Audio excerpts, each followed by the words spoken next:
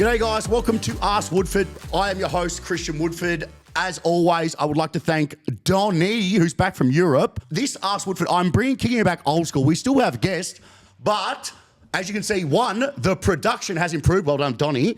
But we're going to kick this old school because I've had people come to me and say, Woodford, the old school Ask Woodford was legit. And the reason why they like that is because you ask questions, I answer them in the only way I knew how, which was passion, knowledge, application, experience, and just being, generally speaking, a fucking nut job, which you guys all like. So we're going back old school. And this time we have Kieran. Everyone welcome Kieran, who's behind the camera and asking the question. So I'm sure this will be hilarious and fun. Donnie, I'm sure you're going to have fun cutting this up. Kieran will be asking the question. So if you've got a question for me, DM Woodford or Coach Woodford, and I want to answer them the best of my ability. If I don't know the answer, I will tell you I don't know the fucking answer. Because you guys know me, I'm authentic. I tell you the truth because there aren't many people in this industry who say it like I do. So welcome back, Donnie. Kieran answered the question. This is Ask Woodford. We are episode, Donnie, what? Let's just go Ask Woodford kicking into old school. Can we do that? Ask Woodford old school. I don't know, episode 1, I guess. Let's just do it that way, I guess. Yep, okay. So we actually put it out there for your questions a few days ago, I think last week or something, and we got some of the questions are just fucking stupid, but we're gonna ask them. But Kieran told me she's not gonna tell me the order they're in. So Kieran, ask away. Here is question 1 on the new Ask Woodford old school. Kieran, ask away. Advice for owning a gym that specialises in athlete development. Best tips. Did you say tits? Tips. Oh, God, already. Oh, Donnie, already. I think that's just how you're choosing to hear that question. Okay, so say it again. I lost it up, the tits part. Advice for owning a gym that specialises in athlete development. Best tips. Oh, tips. Can you put up the question as well on the screen? That's a good question. Don't do it. Don't do it. No. I can't say that because I don't regret anything. But my advice is if I was in a time machine, Kieran, and I went back to young Wood, which was, I started at 25, so this 13 years gone Woodford this September. So I'm going back 13 years, and if I would give myself advice, if I could look back, what would I give myself, my younger self advice? Okay, first advice. Okay, so tips. First thing I'll do is this really, do you want to do this? Are you doing this for the right reasons, number one? If you have a business already that has low overheads and you're renting somewhere and you're making very good money, ask yourself why you want to do that. Like, are you outgrowing the place? Have you got owners who are assholes like I had when I was subleasing? Like, is that something you really want to do? Because the minute you do this, and you start going out on your own, you've got your own facility, there are a lot of, and Kieran probably can answer this better than I can, there are a lot of hidden costs that I didn't even do research for. As you guys know, you know my story. I opened up with a bit of passion, a bit of love. I was exploding. You know, I did this because I loved it. I had no business acronym whatsoever, and I kind of just jumped in, and it just kind of worked out, I guess, for me. But I was lucky I had my dad who's an accountant back when I started. But when you open a facility, you have so many other things you need to think about. Insurances, you have council rates, you have, help me out here, you've got what you've got to pay your rent, obviously, then you've got your outgoings as well. There's so many other little things that you have to have. What else would there be in terms of owning a facility? What have I said most of them in terms of? Staffing, you've got to make sure you get the right staff, the right fit. That's if you have staff, but let's say you do have staff. Yes, staff, right fit. Also location. Also, here's another thing as well, which is crazy. You have to get a permit to have a gym. Some councils take so long to give a fucking permit. Also, they get people who come out for car parks. How many people can meet? There's so much other bullshit that people don't know and they don't do research on. For me, I've done it so many times now. I know back to front, side to side. It's one of those things that's very stressful. So first of all, do you really want to do this? Second of all, do your research on what is the background of opening a gym. You know, there's certain areas that you can't open a gym because it's classified differently to what you can actually, remember certain things are classified, it's like commercial, it's like, I don't know that shit. That's something that my dad and I went through. I can't remember what it was. But there's certain areas you can't have a gym, right? And some councils don't allow certain areas to have gyms, so places to have gyms. So that's the thing you've got to look into it. Do you have an already established client base? If you're coming from scratch, like, it takes a while to build your name up. What about the equipment? The equipment costs money, or unless you're like a Stumpus or like Stupus who went all out at Hustler, like all out. Like, I mean all out. I won't say the money he spent, but all, because it's between me and him, but went all out. do you do it? But he had an established client base, you know, and he's doing fantastically. I'm proud of him and LaGreca. But like, it's LaGreca who owns it with him, doesn't it? Yeah. So I think it's like, do you go out with the equipment? Like, what equipment do you get? What kind of market is it? I mean, for this, you want an athlete development. Now, here's another thing which people don't take into account. They just go into the area that they live near. But think about the area, location's everything. You come to this area, you're with the big dogs. You know, you're with me, you're with down the road, AA, you're with Core. And there's so many people in this one area, it's fucked. You know, and in my head, this is just me being me, you know, this is my area. And that's no disrespect to anyone, but this is my house. This is my area. So where do you go? You know, you've got to look for area. You've got to get the right place. You know, these are all things you have to think about. So before you open a facility, ask yourself all these questions if you really want to do it.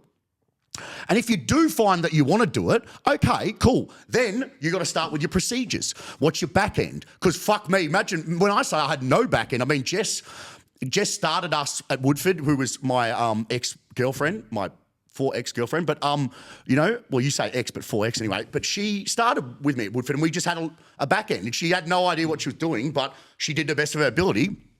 You got to have good back end. You know, if I did it differently, I'd make sure I have a good back end. You know, like Kieran now, so she does all the back end stuff. That's her role. Now she's a coach as well. Congratulations, Kieran's. If you want to train with Kieran and you're a female, even if you're male, DM the page because Kieran's coaching now, doing quite well. So I think that's one thing is get back end right. When I say that, your systems, your structures, get it all systemized. Because that's one thing I never did. I never once did that. And I was like, look around, I'm like, what the fuck? I made things so much harder for myself, but that's how I did things, I guess. No, and by the way, and also another thing, back then, I had no one to go off, really. So it's kind of like me, myself, because no one was doing athlete development back then. It was at CrossFit or nothing. So I was like, what the fuck do I was learning as I go. I kind of still am, I really think, a little bit. So, you know, you're learning as you go.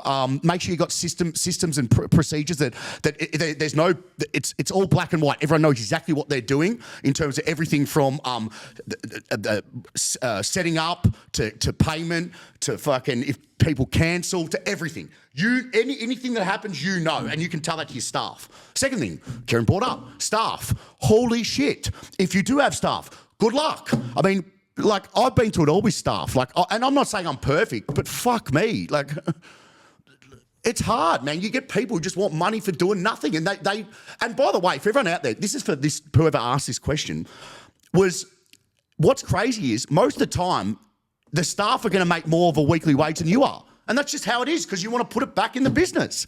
That's business ownership for you. But the good thing about business ownership is you control everything. You live by the sword, you die by the sword. So you got to understand, what do you want?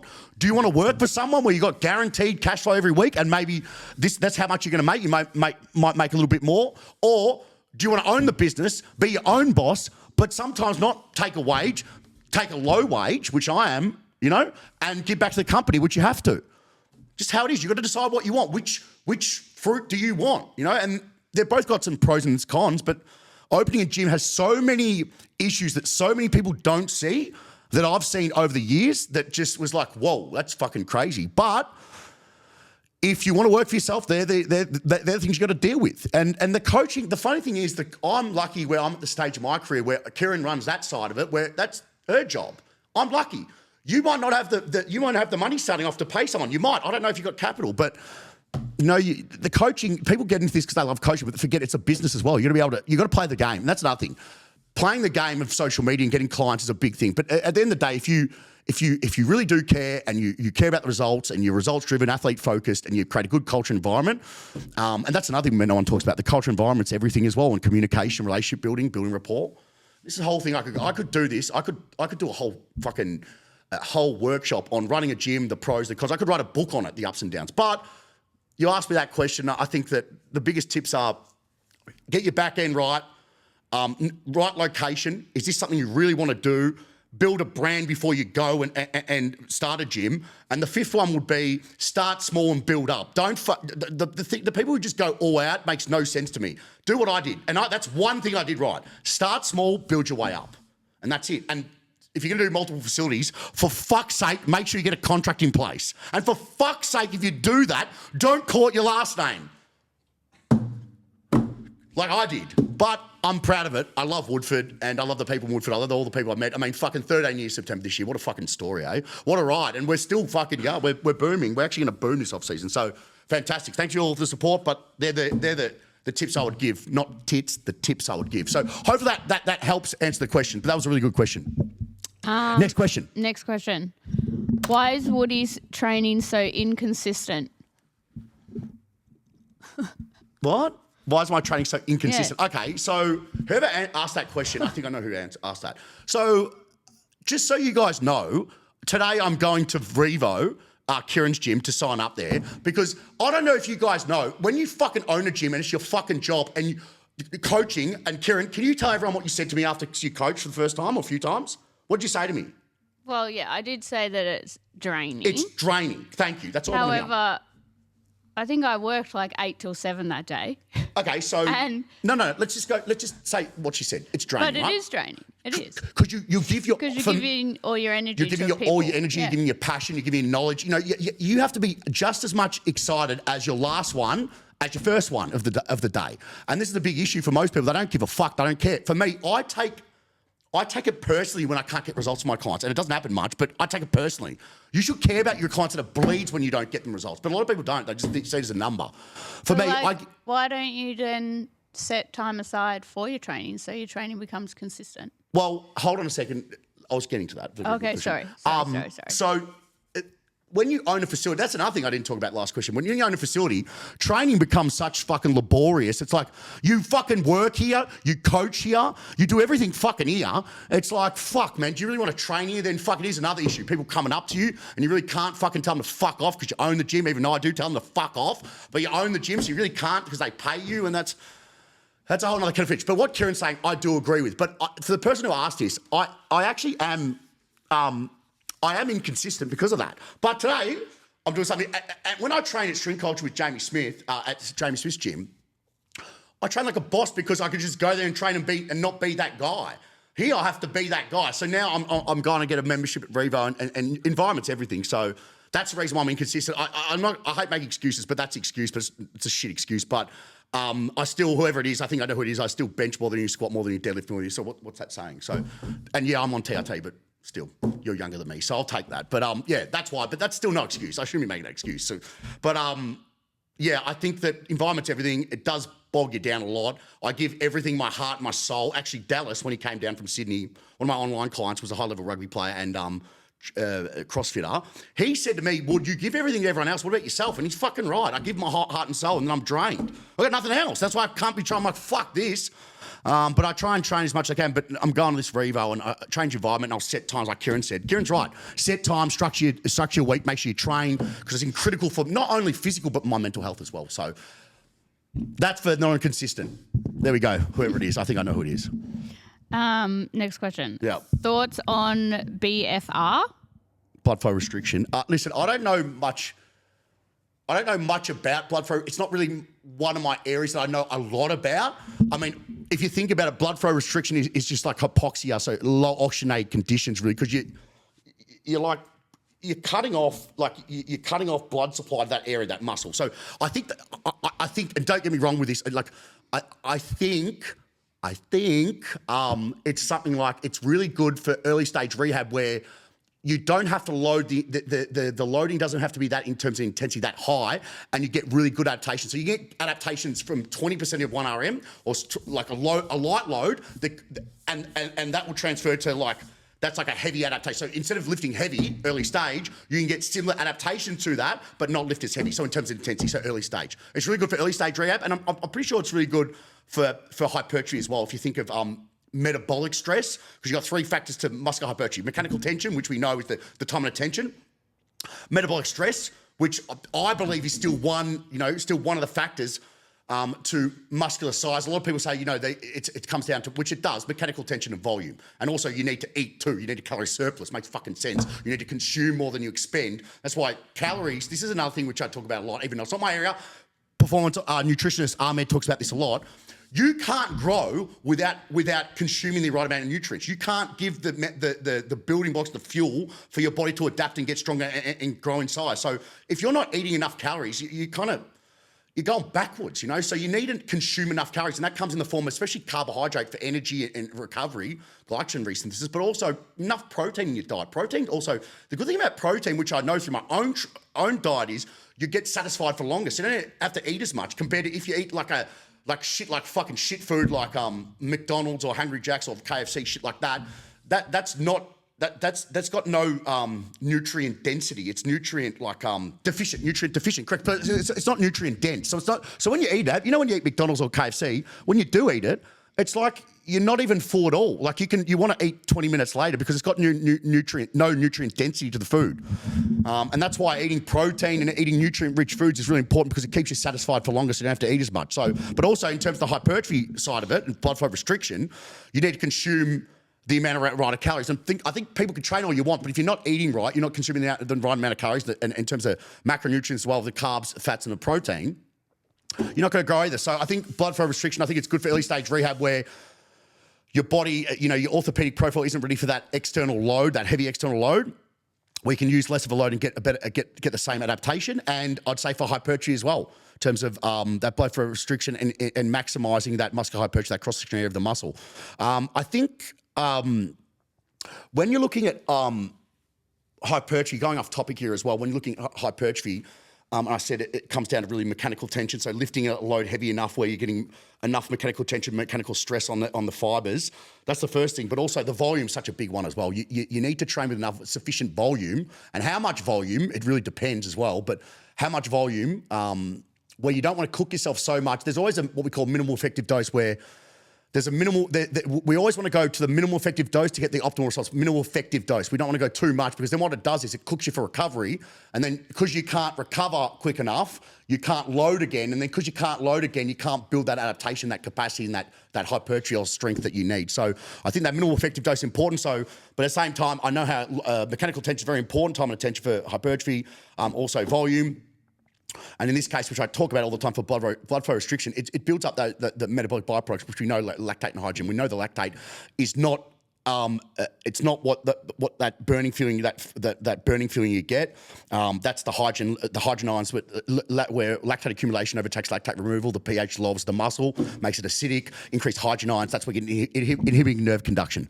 So that's for metabolic byproducts. The lactates are used in the fuel source in aerobic respiration. A lot of people didn't know that. I actually didn't know that for ages until I was going through sports science. So lactate's actually used as a fuel source, but it is a metabolic byproduct, but it's used as a fuel source. So going back to blood flow, I've gone around in circles here, but I really have. But blood flow restriction, that's what I do know about it. I think it's like, I don't think it's a gimmick. It's not a gimmick, but I think it's one tool in your toolbox. The more tools you have in your toolbox, coach, the better your coach. So if you're early stage rehab, same as electrical myostimulation, like you can use electrical stimulators in your quads after post-ACL rupture to maintain quad activation involuntary. I think that's real cool pre and post-surgery as well. That's another coach's toolbox, a tool in the toolbox you can use. Same as blood flow restriction, early stage rehab or for hypertrophy. I don't know enough about it. You'd have to talk to someone else about it, but generally that's what I know. Once again, tool and toolbox. Should be your core, your main focus of training though. Hopefully that answers your question, but I've just gone around a second. But I'm glad to talk about hypertrophy because I think one thing I always laugh about with hypertrophy is how many people are worried about putting too much size on. It's always like, do you understand how hard it is to put size on? Unless you're on gear and lots of it, it's very fucking hard because you've got to only train with sufficient volume intensity, but you've got to eat right. A lot of people don't eat enough. Me included. You too, Kieran, don't eat enough as well. I know. I don't know. How much you do eat right? No one does. It's so hard to eat, calories. I naturally undereat. Yeah, a lot of people undereat. A lot of people do. So, hopefully that answers this question. Next. Can you explain in your own words post-activation potentiation and why you use it? Thanks. This will be a good snippet, actually, this one. Okay, so post-activation potentiation is coupling. So what it is coupling together. Think of it like coupling together of two biomechanically similar movements. One like a strength movement, the other a power speed movement. Now, the whole idea of post-activation potentiation is the strength movement neurally primes that pathway in terms of muscular motor pattern, timing, coordination, right? So what it's doing is with that strength movement, you think about when you're lifting a heavy weight, let's say anything over 85% of 1 RM, and you keep it more neural duration. What I mean by that is anything between, just say, 2 to 6 seconds. 6 seconds would be max, right? Let's say you're doing a squat, right? You're doing a squat, and you're doing a heavy squat, and you're doing 3 reps. I'd say nothing over 3 reps, right? You want to prime, right? So we pick a squat. So coupling together 2 movements. We do a squat for strength. We do a squat jump for power. And that squat jump can be loaded for high load power. It can be unloaded for low load power, or just body weight, or just low load power or speed strength, right? So what we do is we do the strength movement. We keep the reps low. It's more neural in duration. What I mean by that is we're maximizing neural recruitment. It's about as many motor units, muscle fibers as possible, right? Now, what that does when it's high force is high neural, high muscular load, especially with anything heavy loading. What we're doing is we're stimulating high threshold fast twitch motor unit recruitment, and we're stimulating that specific pathway we use. So in terms of the squat pattern pathway, it's very specific and very similar to the squat jump pattern. Makes sense. You're training very similar muscle groups, right? So neurally, you're recruiting as many motor units as possible. More motor units, more force, right? So it's high force, low velocity. Two different adaptations for power as well, for power and strength. One is a high force, the other is the other one will be a high force, high velocity movement. Okay, so what we do with the strength movement, we're doing 2-3 reps, heavy load, let's say a back squat, heavy load, full range of motion, bang. We could even do very specific joint ranges of motion. So we could do like a quarter squat, a heavy squat to a box, but the box is like a high box, so it's a quarter squat. So we know for a fact adaptation is very specific. So how you train affects how we adapt to the muscle group, motor pattern, joint angle, contraction velocity, metabolic pathway, everything's specific, right? So how you train affects how you adapt, especially in terms of the neuromuscular system, right? So the nervous system is fascinating. I always look at the nervous system and think to myself, fuck, this is fascinating because that's how the body adapts. It's called SAID, specific adaptation and post-demand. So how you train affects how you adapt. So we know for a fact in terms of joint angle specificity, we're going to get more transference to jumping sprinting performance with a quarter box squat than we are half and full range squat. We know that for a fact. It makes sense in terms of a joint angle specific. So we might just do like a quarter squat, like a high box squat, heavy high box squat for 2-3 reps at about 80% 1 RM. Then what we do in between, because that's specific to the joint angle of the counter movement jump, we do 2 reps there. We rest probably between 45 to 60 to 90 seconds. The rest period in between the exercise will be dictated by the training status of the individual. If you have a high trained individual, their recruitment levels neurologically are high in terms of motor units, so thus more neurological fatigue, thus longer rest periods you need. Remember, anything to do with power or strength or speed development is about quality, not quantity. The whole idea should be about it's not about fatigue. So strength is not about the pump or fatigue. It's about progression, like strength, power, and speed is about progression. All right, it's about progression. It's about stimulation, not annihilation. I love these.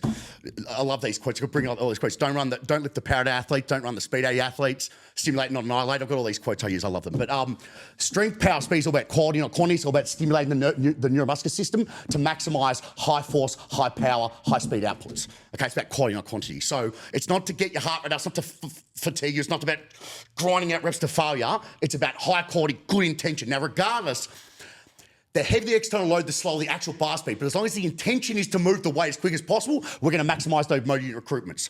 Okay, we're going to maximise motor unit recruitment and enhance the training effects. That's why you see all my athletes during that concentric, when I say concentric, the shortening phase, when the muscle shortens to accelerate, that intention to move the weight quickly. Bad intention, move it fucking quick. And we're going to do that with all these strength movements, regardless of how heavy the load is. So we've just done 2-3 reps of a high box squat. Over 80% 1 RM. We rest 30 to 40, 90 seconds. Then we do our power speed movement. So we've done a high box squat, heavy load, rest 30, and that stimulates and facilitates the nervous system to maximise motor recruitment, high force, 2 different adaptations. Remember, high force adaptation to high velocity adaptation, 2 different adaptations with power and speed to strength. We've rested 90 seconds. We've minimised any residual fatigue, neurological or metabolic fatigue as much as we can. Remember, we're in the practical environment. We can't, what's theoretical isn't always practical. So what they say is, so you guys know, in terms of recovery, we've got, in terms of muscle recovery, 3 to 5 full is ATP, 5 to 8 is full ATP-C recovery. I don't have enough time to wait 8 minutes, but also we're forgetting about the most important part of the piece. That's muscular. What about neural? Neural takes 3 to 5 longer time recovery. So let's say 3, 8 seconds, that's 24 minutes to fully recover the nervous system as well, the neuromuscular system. I can't wait we're in practice here, we're in the real world. So we have to give times long enough where we can maintain potentiation, we know, but then also we have a time duration element as well, what's practical. So we've done that squat, we've rested to minimise any accumulated fatigue, either metabolic or muscular, metabolic or neurological. And then we've gone into a counter movement jump. Now, this counter movement jump could be with the arm swing, but remember we did that joint angle specific pattern in terms of high force. Now this is high force, high velocity, where we're jumping with your body weight. You can even jump with load. You could even do 3 parts. You can do high force, low velocity, high force, high velocity with loaded jumps, and you could go unloaded, you could go more high velocity, low force near the velocity end of the spectrum. There's something called French contrast where you're surfing the curve, you're hitting each part of the curve where the athlete's neuromuscular system is really efficient at producing high levels of force quickly. And that's the whole idea in sport, because in sport, in non-string sports like field court-based sports, like multi-directional field court-based sports, they're producing force rapidly. It's not over prolonged periods of time. They very rarely they don't hit peak force, but it's the rate of force that's so important. That's why chasing strength and high force produced over prolonged periods of time is not the best use of your time once they hit a certain period, once they hit a certain level of strength. And that certain level of strength will dictate by your point of diminishing returns, pretty much dictated by your genetics. Going back to what I was saying about post-activation potentiation, we've done that strength movement, now we've rested. Then we go to our power speed movement, which is a counter movement jump. We do 3 to 5 reps of that. Okay, and the whole idea of post-activation potentiation is taking advantage of that potentiation you've got for the strength movement to maximise for the power speed movement. So you're going to, and we know through research anecdotally, we maximise that power speed movement. And we look at KPIs for field court-based sport. All KPIs are high velocity, fast velocity KPIs. Jumps, sprints, anything like that. So we do a lot of counter movement jump, static jump, RSI, like 10 jump test, drop jump test, which could be RSI, 20 metre sprint acceleration, flying 10 for max velocity, change direction, we could do 5 to 10. What I'm trying to say is these high velocity KPIs are more important KPIs than numbers in the gym, which are important because they lay the foundation for power, speed, even endurance as well, capacity and change direction. So the strength movement is critical to facilitate and complement, maximise facilitation of the nervous system. And then what it does is that power speed movement takes advantage of it, and that's post-activation potentiation. So all it is coupling together 2 biomechanical similar patterns, one a strength movement which potentiates, the other power speed movement which takes advantage of that potentiation. So we maximise, think about the force movement maximises force, the power speed movement maximises the rate of force that we can express. Because in sport, it's the rate of force development that's so important with the skill. That's power and speed, so important, and elasticity. So that's how we use post-activation potentiation. It's called contrast loading or complex training, whichever you want to call it. And there's a few ways you can do it. You can either do 2, you can do 3, you can do French contrast, which is 4, plotting different parts of the force velocity curve. Really cool how you do it. The thing about it is, it's really efficient with your time. You can hit 2 birds, 1 stone, bang for your buck. Especially if you've got athletes that might only see you once a week, it's really important you hit your bang for your buck. You get your strength, your power, your speed work, you expose them to all these stuff. Remember, the whole idea about physical preparation is exposing the athlete to what they don't get their sport. And let's be serious, what they don't get their sport is the alactic, fast twitch, anaerobic qualities, strength, power, speed. They get your conditioning, they get specific training, they get repeat effort, they get stop, start, acceleration, deceleration, change direction stuff. What they really don't get is that alactic, anaerobic. And obviously it depends on the sport, but generally speaking, they're not going to get that. They're not going to get that anaerobic, alactic, fast twitch attribute. We need to top up. We need to improve those maximal outputs. I always say, use the gym and the field to improve the maximal outputs, and then integrate with the sport. So everything we do in the gym and the field, GPP, the rest, the only true way sport-specific training is the skill itself. So that's post-activation potentiation. If you want to know the mechanism for it, apparently it's more at the muscular level in terms of this is what I've been told. I don't believe it because I believe it's heavily neural. I believe it's both. I believe it's neurological and it's muscular.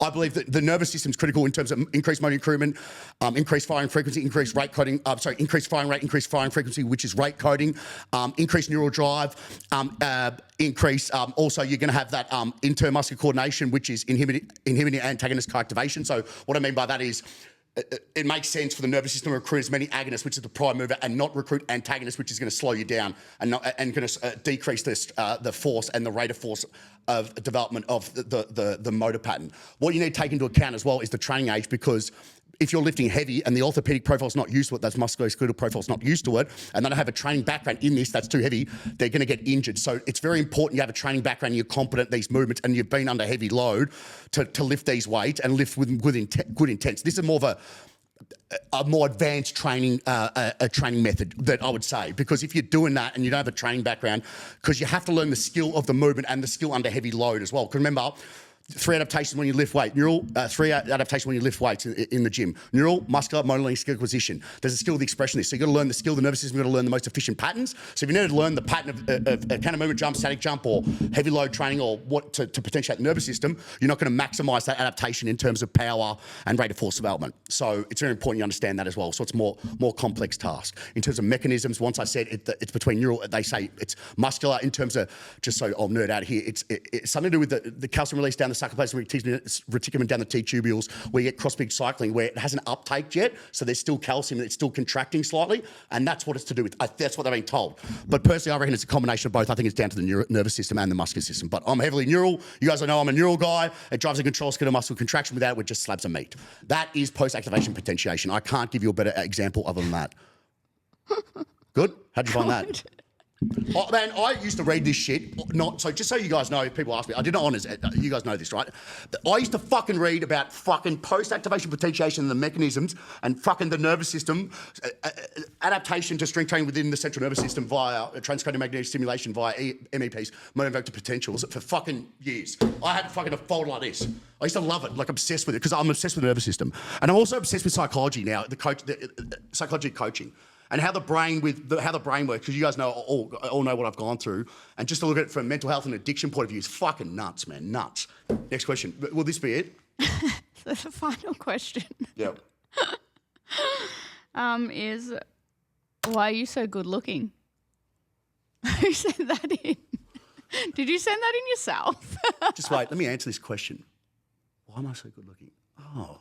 Well, the reason why is G Wood and A Wood fornicated. The big G Wood said to A Wood, I want to make children. And I swum like a sperm, and I swam up, and at a billion sperm, I was the quickest.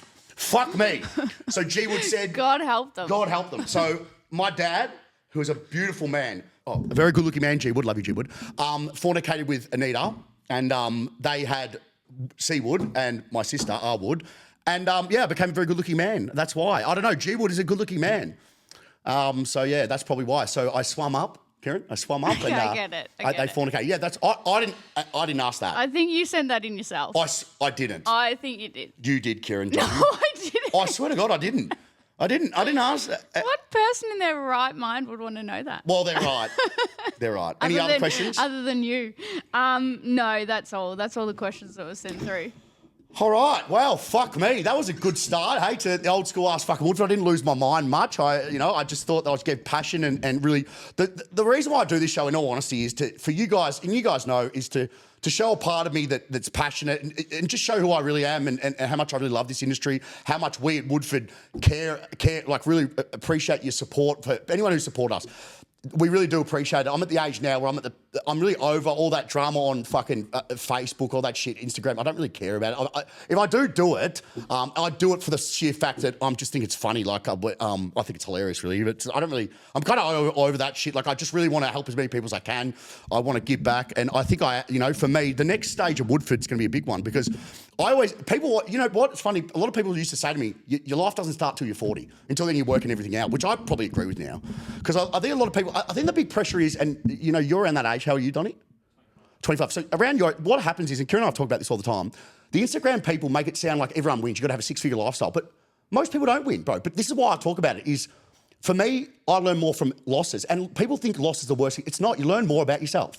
But I think what's happened is, in this Instagram world, this is really good to talk about as well, is we look at other people's lives and we judge our life on it. Be like, well, he's 23. I should have a Ferrari. I should be in a... But it's not like that, because half these people are fucking liars. And I know that for a fact, because I know some of them and they're lying. And it's a complete bullshit. It's a bluff. But they want to put that out there like they're successful, they're bullshit, they're somebody. Because everyone wants to be somebody, I guess. And I think no one wants to be seen as starting from the bottom and just grinding and taking L's. And when I say taking L's, I don't mean it in a bad way, but learning from life. Like, a lot of people don't. I remember I talked to a very successful individual who's a millionaire, multi-millionaire, when I trained him, and he said, bro, don't listen to that bullshit of social media, which for the last few years I look at it and I'm like, half this bullshit, that 6-figure lifestyle everyone can live it. You know how hard it is to make 6 figures in the industry? Very hard. Well, a lot of those people too have no overheads, so their business is just ran online. Or even worse still, they don't have overheads, or they just fucking gaslight people into signing up for them, or they use other people's networks, which is even fucking worse. Yeah, which to me is even fucking worse. But that's a whole other story thing. But what I want to bring back to is, don't look at their lifestyle and judge your lifestyle. I used to say this when I started Woodford: tunnel vision, blinkers. Focus on what you can control. Don't worry about. I used to call it outside noise. Double down, focus on that. And I've gone back that last few weeks, and it's actually worked real well. So double down on focusing on yourself, tunnel vision, and I think you'll be fine. And stop worrying about what you don't have, and start being grateful for what you do have. I think that's what I've come back to that. And I think one thing is understand that people aren't doing as well as you think they are. And most of the time it's like a big charade, and it happens to a lot of people in the industry because they want to be seen as, you know, I'm making all this money, I'm a baller, but in the end of the day, they're not. They're lying, which is even worse because they're not authentic. So for me, it's like if I can leave you guys with anything today is just focus on you and understand that it takes time. And most people I've talked to have said, they weren't making money till they're 50. And that's okay. I mean, for me, you got to grind, you got to work hard, you got to put the effort and time into it, and the fruits you labour will come. I'm an overnight success that happened fucking 20 years ago, and I'm still every day. You got to work on this every day as well for everything if you want to keep achieving them and keep developing your goals and keep focusing on what you really want. So hopefully you guys got a lot of this episode. Once again, this has been Ask Woodford. I thank Donnie for coming back. Thank you for coming back, Donnie, and being you and bringing up this standard of production. Kieran, my co-host, who's behind the camera, who asked the questions every week. Guys, if you have a question for me, Ask Woodford. We will bring in guests every so often. Probably 4 weeks, me, then a guest on. We'll do something like that. But you got any questions and you want me to answer that in the way only I know how, please DM them to Coach Woodford or Woodford SSC. Other than that, thank you to listening to Ask Woodford old school Q&A episode 1. I don't know what the fuck I'm going to call it, but thanks for listening, and I'll see you guys next week. Thank you.